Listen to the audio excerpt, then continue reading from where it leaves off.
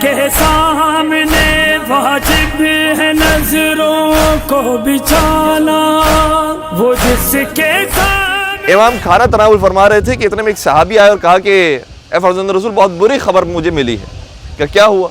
کہا کہ آپ کی ایک چاہنے والی کو ظالم کارندے، حکومت کے کارندے مار مار کر لے کر جا رہے تھے۔ تو امام جو کھانا تناول فرما رہے تھے، امام نے وہ کھانا چھوڑ دیا اور رونا شروع کیا، اور امام نے سوال کیا کہ کیا ہوا اس کے ساتھ؟ کہا کہ وہ جب راستہ چل رہی تھی، کہ ہمارے یہاں پر بھی یہ ٹرینڈ ہے کہ جب انسان کو کوئی پریشانی آتی ہے اور ناگہانی کوئی آفت آتی ہے تو ہمارے زبان سے نکلتا ہے یا علی مدد، یا عباس مدد، خود بخود زبان سے اتنا ہم نے کہا ہے کہ وہ بے ساختہ نکل آتا ہے۔ تو اس زمانے میں ہو سکتا ہے کہ یہ ٹرینڈ رہا ہو، یا کم از کم اس خاتون کا یہ طریقہ ہو کہ اسے چوٹ لگی اور وہ گرنے والی تھی، تو اس نے کہا کہ خدا حضرت زہرا کے قاتلوں پر لعنت بھیجے۔ کیا؟ حضرت زہرا کے قاتلوں پر خدا لعنت بھیجے۔ اور ظالم کارندہ سمجھ گئے کہ کس کے اوپر لعنت بھیجی جا رہی ہے، تو فوراً سے گرفتار کیا۔ اور عربی زبان میں جو لفظ ہے وہ یہ ہے کہ لعن اللہ ظالمیک یا فاطمہ، یعنی خدا دو ظالموں پر لعنت بھیجے۔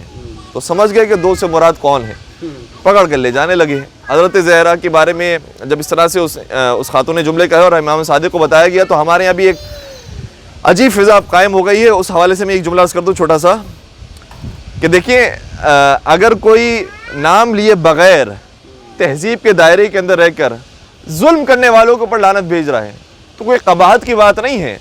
ہمارے یہاں اس کو اتنا زیادہ اچھال دیا گیا ہے کہ نہیں، تاریکی کے اندر بھی، مخصوص افراد کے درمیان بھی، بند کمرے کے اندر بھی نام نہ لیے جائے، لعنت نہ بھیجی جائے۔ لعنت بھیجنا ہمارا کام نہیں ہے، معصومین کا طریقہ کار نہیں ہے۔ جتنی بھی لعنت کے طریقے ہیں وہ معصومین نے سکھائے ہیں۔ بے شک۔ اور لفظ لعنت اور لعنہ کا جو لفظ ہے وہ خدا نے قرآن کریم میں کئی مرتبہ استعمال کیا ہے۔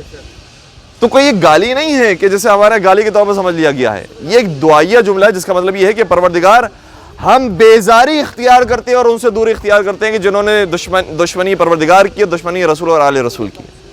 یہ دعائیہ جملہ ہے۔ تو حضرت زہرا کے بارے میں جب اس خاتون نے جملہ کہا تو امام یہ بھی کہہ سکتے تھے کہ کس نے کہا تھا کہ مجمع میں یہ والا جملہ کہے، اب وہ جانے اور اس کا خدا جانے۔ امام نے یہ والا طریقہ اختیار نہیں کیا، بلکہ اس کے لیے پھر آ کر دعا کی۔ امام نے کہا کہ آؤ پھر ہم مسجد سیلا جاتے ہیں اور اس کی رہائی کے لیے، اس کی آزادی کے لیے دعا کرتے ہیں۔ آئے امام، اور یہ جو وقت تھا جب آ کر دعا فرمائی ہے تو مغرب اور عشاء کے درمیانی وقت تھا، شب بدھ تھی، اور اس وقت آ کر امام نے 2 رکعت نماز پڑھی اور پھر اس خاتون کے لیے جس نے حضرت زہرا کو یاد کیا تھا دعا مانگی۔ اور جیسے ہی امام کی دعا ختم نہیں ہوئی تھی کہ ایک اور صحابی اور کہا کہ فرزند رسول اسے آزادی نصیب ہو۔ اللہم صلی اللہ محمد و علیہ وسلم۔